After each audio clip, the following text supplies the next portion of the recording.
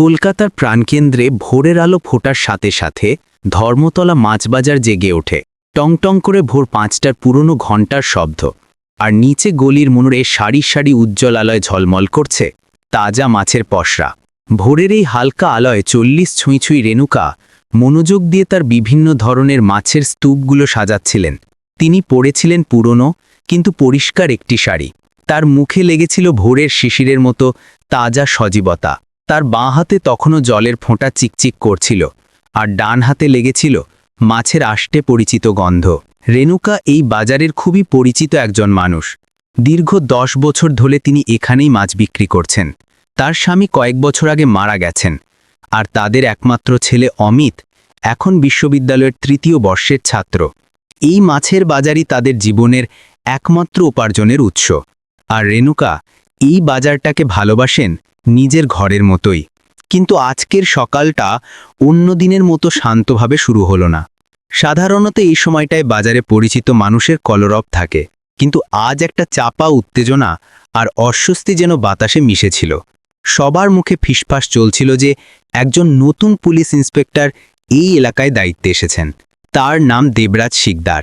শোনা যাচ্ছিল তিনি নাকি খুব কড়া মেজাজের মানুষ, আর নিয়ম মানানোর নামে বাজারে নাকি প্রতিদিন ঝামেলা করছেন। তার দাপটে বাজারের অনেক ছোট মাছ বিক্রেতা নাকি ব্যবসা ছাড়ার কথাও ভাবছিল। রেণুকা অবশ্য এসব নিয়ে খুব একটা মাথা ঘামাননি। তিনি নিজের কাজ সততার সাথে করেন আর কারোর ঝামেলায় থাকেন না। ততক্ষণে তার দোকানে দুজন পুরনো ক্রেতা এসে দাঁড়িয়েছেন, যারা নিজেদের মধ্যে কথা বলছিলেন।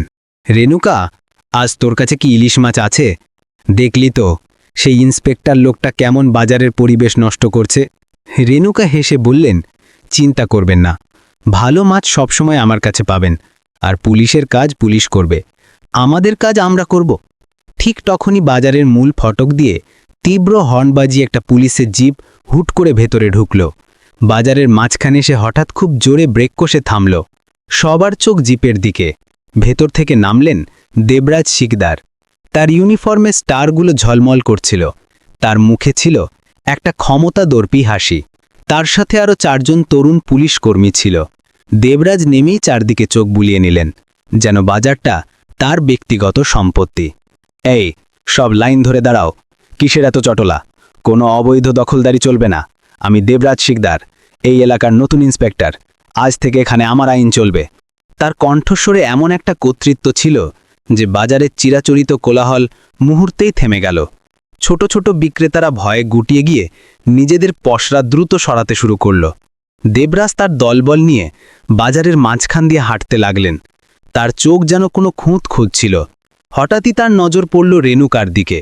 রেণুকার ডালার মাছগুলো বেশ সুন্দর করে সাজানো ছিল, দেখতেও খুব তাজা লাগছিল। আর তার দোকানের ক্রেতাদের ভিড়ও বেশি ছিল। হয়তো এটাই তার বিরক্তির কারণ হলো। তিনি সরাসরি রেণুকার দিকে এগিয়ে এলেন। এই মহিলা, আপনার এই মাছের ডালাটা এত আগিয়ে কেন? রাস্তা পুরো আটকে রেখেছেন। আপনি কি নিয়মকানুন জানেন না? রেণুকা চমকে উঠলেন। তিনি শান্তভাবে মাথা তুলে দেবরাজের দিকে তাকালেন। স্যার, আমার দোকান এখানে 10 বছর ধরে আছে। আমার কাছে সব অনুমতিপত্র আছে, পৌরসভার কাগজপত্র আছে। আপনি চাইলে সেগুলো দেখতে পারেন। রেণুকার ওই কাগজ দেখানোর প্রস্তাব দেবরাজের অহংকারে যেন আগুন ধরিয়ে দিল।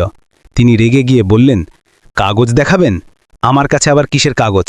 এখানকার নিয়মকানুন এখন আমি ঠিক করব। এই, সরাও তোমার এই দোকান। কথা শেষ না হতেই দেবরাজ সজোরে রেণুকার মাছের ডালার এক কোণে লাথি মারলেন। জলের ঝপঝপ শব্দ করে মাছের ডালার তাজা মাছগুলো ছিটকে পড়ল রাস্তার নোংরা কাদামাটির ওপর। কিছু মাছ ডালা থেকে ছিটকে দূরে গিয়ে পড়ল। বাজার একটা চাপা গুঞ্জন শুরু হলো। সবাই সশ্রদ্ধভাবে এই দৃশ্যটা দেখছিল। রেণুকা পাথর হয়ে গেলেন। তার চোখ দুটো স্থির হয়ে গেল ছড়িয়ে ছিটিয়ে থাকা মাছগুলোর দিকে। এই মাছগুলোই ছিল তার উপার্জনের একমাত্র পথ। তার ছেলের লেখাপড়ার খরচ, তাদের দুবেলার খাবার। দেবরাজের এই আঘাতে তার শুধু মাছই নয়, যেন তার অস্তিত্বটাই মাটিতে লুটিয়ে পড়ল। স্যার, এ আপনি কি করলেন?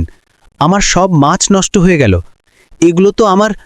রেণুকা কথা শেষ না করতেই দেবরাজ বিকট হেসে বললেন, আমরা হলাম পুলিশ, আমাদেরকে মাছ দেওয়া তার দায়িত্ব। বেশি কথা বলবে না। দেবরাজ চোখের ইশারায় তার সঙ্গে একজন পুলিশ কর্মীকে দেখালেন। সেই পুলিশকর্মী এগিয়ে এসে রেণুকার ডালা থেকে সবচেয়ে বড় 2টো ভেটকি মাছ তুলে নিলেন। রেণুকা অবাক হয়ে দেখলেন তার টাটকা মাছগুলো নিয়ে যাওয়া হচ্ছে, কিন্তু টাকা দেওয়ার কোনো নাম নেই। রেণুকা এতটা আঘাত পেয়েছিলেন যে নিজেকে আর সামলে রাখতে পারলেন না। স্যার, আপনি জোর করে মাছ নিতে পারেন না, আর আমার মাছগুলো নষ্ট করে দিলেন, এটা তো অন্যায়। রেণুকা কাঁপতে কাঁপতে বললেন। তার ভেতরের অভিমান আর রাগটা এবার যেন ফেটে বেরোতে চাইছিল। দেবরাজের মুখটা লাল হয়ে গেল। তিনি রেণুকার দিকে এক পা এগিয়ে এসে রেগে গিয়ে তার হাত ধরে ঝাঁকুনি দিলেন। বেশি লেকচার দিচ্ছিস? কি মনে করিস নিজেকে? তোর মতো ছোট মাছওয়ালি আমাকে আইন শেখাবে? রেণুকা দেবরাজের এই আগ্রাসী আচরণ থেকে নিজের হাত ছাড়ানোর চেষ্টা করলেন। তার হাত ছাড়ানোর চেষ্টায় আর নিজেকে বাঁচাতে গিয়ে রেণুকার হাত দেবরাজের হাতের সাথে সামান্য ধাক্কা খেল, আর দেবরাজের ভারসাম্য কিছুটা হারিয়ে গেল। দেবরাজ এতে আরও ক্ষিপ্ত হয়ে উঠলেন। আমার গায়ে হাত তুলিস? সাহস কত বড় হয়েছে তোর? তিনি রেণুকাকে ধাক্কা দিয়ে সরিয়ে দিলেন। রেণুকা পেছনে হটতে হটতে পড়ে যেতেই হাসান ভাই আর কমলা পিসি তাকে ধরে ফেললেন। অসভ্য কথাকার! হুঙ্কার দিয়ে দেবরাজ জিপে উঠে পড়লেন। এবার থেকে রোজ এই বাজারে আসব, দেখব কে কেমন আইন মানে। আর এই মহিলাকে বলছি, তোর একদিন আমারও একদিন, মনে রাখিস। জিপ তীব্র গতিতে বাজার থেকে বেরিয়ে গেল। পুরো বাজার নিস্তব্ধ। মাছের ডালা থেকে ছড়িয়ে ছিটিয়ে থাকা মাছগুলো আর রেণুকার ফ্যাকাশে মুখ থেকে বাজারের সবাই বুঝতে পারল আজ এক চরম অপমান ঘটল। হাসান ভাই রেণুকার পাশে এসে বসলেন। কমলা পিসি রেণুকার মাথায় হাত বুলিয়ে দিলেন। রেণুকা ফুপিয়ে কেঁদে উঠলেন। তার বুকের গভীরে এক গভীর জেদ জন্মাল। এই অপমানের বিচার তাকে চাইতেই হবে। সেই সন্ধ্যায় যখন রেণুকা বাড়ি ফিরলেন, তার শরীর আর মন দুটোই ভীষণ ক্লান্ত আর বিধ্বস্ত ছিল। তার মন জুড়ে ছিল গভীর যন্ত্রণা আর অপমানের বিষ। অমিত তার মায়ের এমন করুণ অবস্থা দেখে ক্ষোভে ফেটে পড়ল। সে মাকে জড়িয়ে ধরে সান্ত্বনা দিতে চাইল। মা, এভাবে কি ছেড়ে দিলে হবে? আমরা ইন্সপেক্টর দেবরাজের বিরুদ্ধে আইনি ব্যবস্থা নেব। আমি ওকে দেখে নেব। অনেকক্ষণ পর রেণুকা শান্ত হলেন। তার চোখ তখনও জলে ভেজা, কিন্তু তার কণ্ঠে ছিল এক অসম্ভব দৃঢ়তা। না বাবা, তাড়াহুড়ো করে কিছু করলে হবে না। রাগে করা কাজ সবসময় ভুল হয়। এই অপমান আমি কোনোদিন ভুলব না, কিন্তু এর জবাব দেব আমি আমার নিজের পাথে। এমনভাবে দেব যাতে ওর মতো আর কেউ কোনোদিন সাধারণ মানুষের ওপর জুলুম করার সাহস না পায়। রেণুকার কণ্ঠস্বরে এমন একটা দৃঢ়তা ছিল যা অমিত আগে কখনো শোনেনি। সে বুঝতে পারছিল তার মা হয়তো জীবনের এক নতুন কঠিন লড়াইয়ের জন্য প্রস্তুত হচ্ছেন। পরের কয়েকটা দিন রেণুকা নিজেকে কিছুটা গুটিয়ে নিলেন। তিনি প্রতিদিন নিয়ম করে বাজারে যান, নিজের মাছ বিক্রি করেন, কিন্তু তার চোখ মুখে সবসময় একটা গভীর চিন্তার ছাপ স্পষ্ট দেখা যেত। তিনি বাজারের অন্যান্য বিক্রেতাদের সাথে নিভৃতে কথা বলতে শুরু করলেন। তাদের সমস্যাগুলো খুব মন দিয়ে শোনেন। তিনি তখন বুঝতে পারলেন দেবরাজের এই দুর্ব্যবহার শুধু তার একার সাথেই হয়নি। বাজারের অনেক গরিব আর সাধারণ বিক্রেতা তার ক্ষমতার অপব্যবহারের শিকার হয়েছেন। দেবরাজ নিয়মিত তাদের থেকে অবৈধভাবে টাকা তুলতেন, ছোটখাটো অজুহাতে ভয় দেখাতেন, এমনকি তাদের জিনিসপত্র বিনামূল্যে জোর করে নিয়ে যেতে কৎসুর করতেন না। এই সব অন্যায়ের বিরুদ্ধে কেউ ভয়ে মুখ খুলতে সাহস করত না। সবার মনে একটাই ভয় ছিল, পুলিশ। রেণুকা সিদ্ধান্ত নিলেন তিনি একাই লড়াই লড়বেন না, বরং পুরো বাজারকে সাথে নিয়ে লড়বেন। তিনি প্রতিদিন রাতে অমিতের সাথে দীর্ঘক্ষণ ধরে আলোচনা করতেন। অমিত ইন্টারনেট থেকে পুলিশি নিয়মকানুন, কিভাবে অভিযোগ জানাতে হয়, নাগরিক অধিকার এবং বিশেষ করে সরকারি কর্মকর্তাদের দুর্নীতির বিষয়ে বিস্তারিত তথ্য সংগ্রহ করতে লাগল।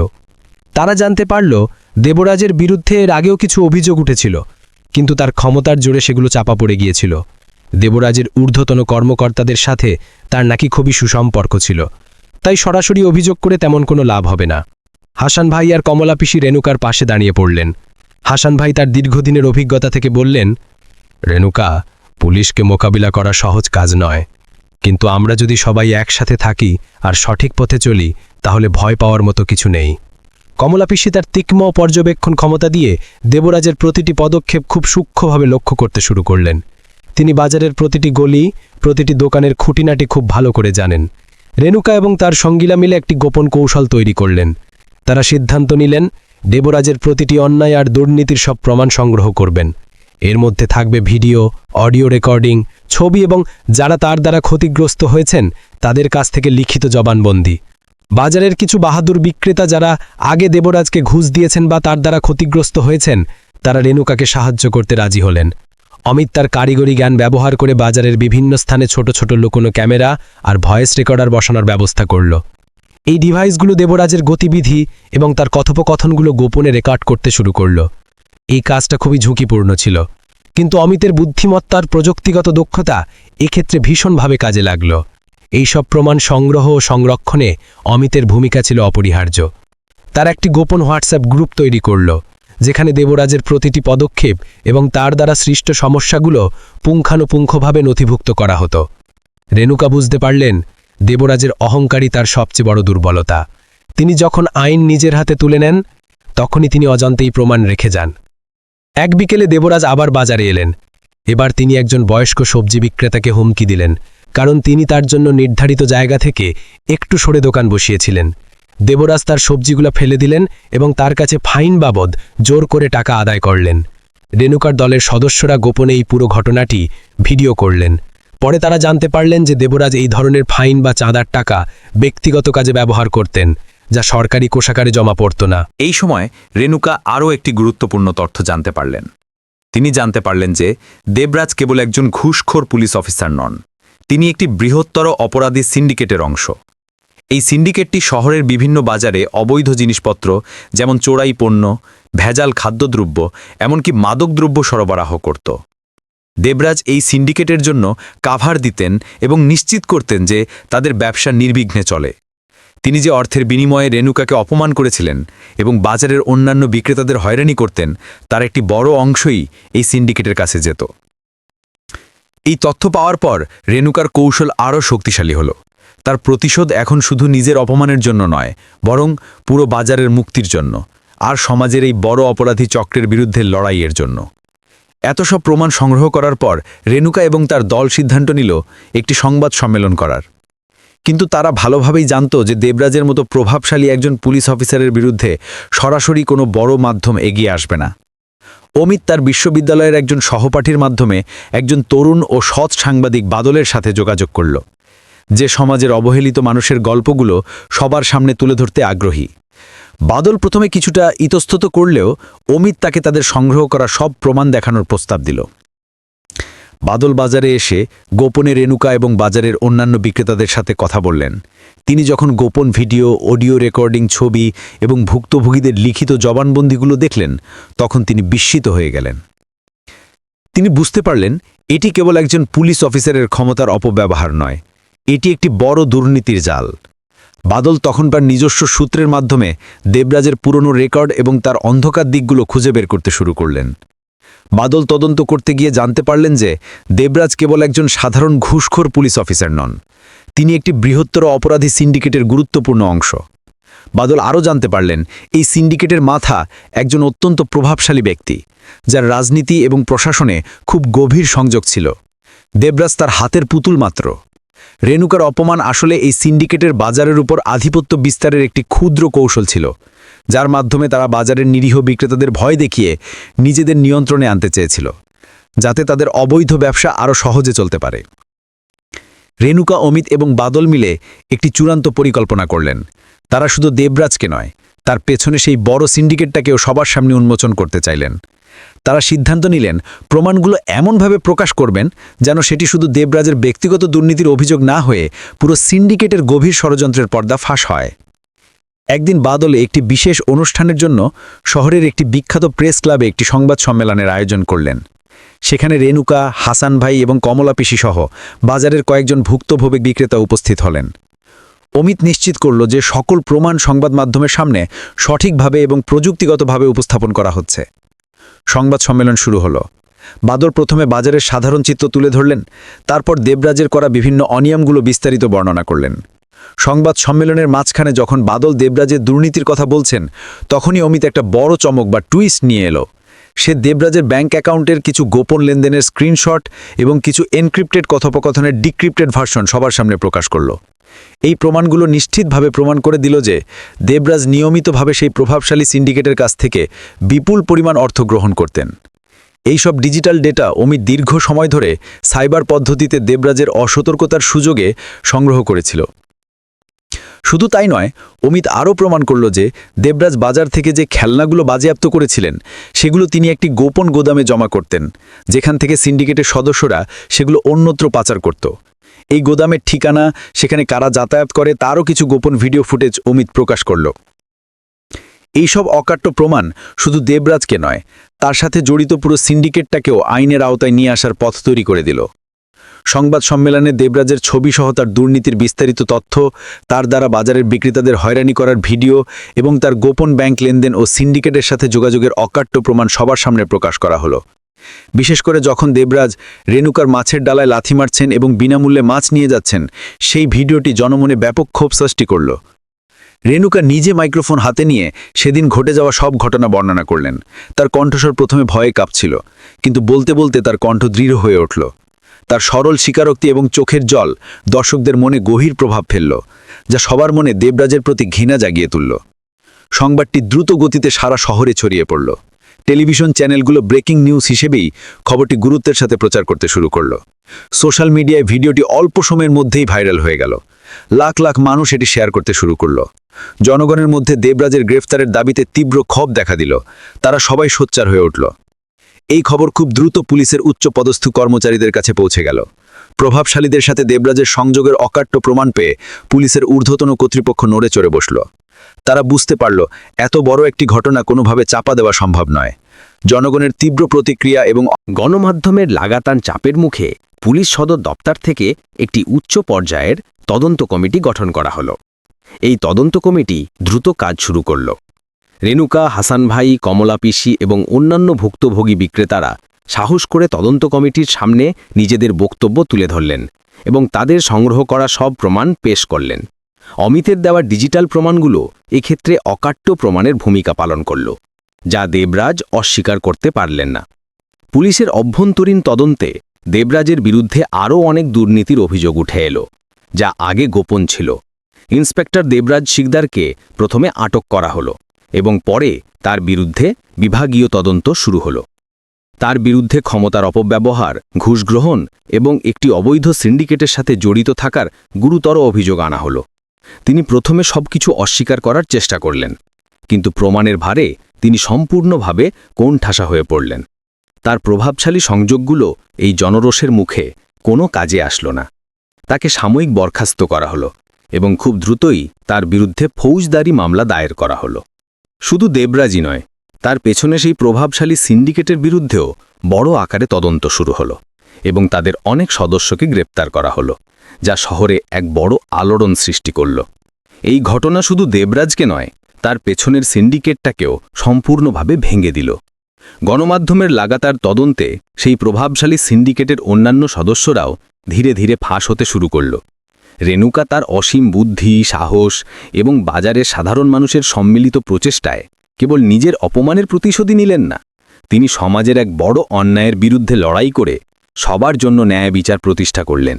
তিনি আবার প্রমাণ করে দিলেন যে একজন সাধারণ মানুষও চাইলে অন্যায়ের বিরুদ্ধে লড়তে পারে, যদি থাকে তার সাথে অটুট সাহস, তীক্ষ্ণ বুদ্ধি এবং একতাবদ্ধ জনতা। রেণুকা আবার তার মাছের দোকানে ফিরে এসেছেন। তার মুখে এখন এক ধরনের গভীর প্রশান্তির হাসি। বাজার এখন অনেক বেশি শৃঙ্খলিত এবং শান্ত। দেবরাজের ভয় এখন আর কারো মনে নেই। বাজারের সব মানুষ রেণুকাকে সম্মান করে, শুধু একজন মাছ বিক্রেতা হিসেবে নয়, একজন নেত্রী হিসেবে, যিনি তাদের জন্য এবং পুরো বাজারের স্বাধীনতার জন্য লড়েছেন। অমিত এই ঘটনা থেকে অনেক অনুপ্রেরণা পেল এবং তার মায়ের জন্য ভীষণ গর্ব অনুভব করল। সে তার পড়াশোনার পাশাপাশি সমাজের ভালো কাজের সাথে নিজেকে আরও বেশি করে জড়িয়ে নেওয়ার সিদ্ধান্ত নিল। দেবরাজের চূড়ান্ত পরিণতি সরাসরি দেখানো হয়নি, তবে তার বিরুদ্ধে আইনি প্রক্রিয়া তখনও চলমান ছিল এবং তার পতন যে সুনিশ্চিত তা এখন স্পষ্ট। এই ড্রামাটিক গল্পে রেণুকা কেবল নিজের জন্যই নয়, বরং সমগ্র বাজারের জন্য এবং বৃহত্তর সমাজের জন্য ন্যায় প্রতিষ্ঠা করলেন সম্পূর্ণ অহিংস এবং বুদ্ধিদীপ্ত উপায়ে। বন্ধুরা, আজকের গল্পটি এখানেই শেষ। আশা করি গল্পটি ভালো লেগেছে এবং এখান থেকে শিক্ষাও অর্জন করতে পেরেছেন। ভিডিওটি সমাজের সচেতন নাগরিকদের কাছে শেয়ার করে ছড়িয়ে দিন, আর ভিডিওটা একটা লাইক দিয়ে চ্যানেল সাবস্ক্রাইব করে রাখুন। ধন্যবাদ সবাইকে। রেণুকা আরও অনেক গল্পের সাথে আরও কিছুদিন পরে আসবে।